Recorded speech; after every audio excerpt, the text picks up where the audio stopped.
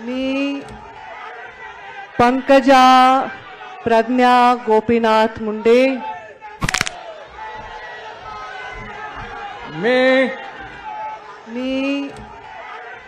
पंकजा प्रज्ञा गोपीनाथ मुंडे ईश्वर साक्ष शपथ घेते की कायद्याद्वारे स्थापित झाले आहे अशा भारताच्या संविधानाबद्दल मी खरी श्रद्धा व निष्ठा बाळगेन। मी भारताची सार्वभौमता व एकात्मता उन्नत राखीन। मी महाराष्ट्र राज्याची मंत्री म्हणून माझी कामे निष्ठापूर्वक व सदसद विवेक बुद्धीने पार पाडीन आणि संविधान व कायदा यानुसार सर्व तऱ्हेच्या लोकांना मी निर्भयपणे व निपक्षपातीपणे तसेच कोणाच्याही विषयी ममत्व भाव किंवा आकस न बाळगता न्याय्य वागणूक देईन।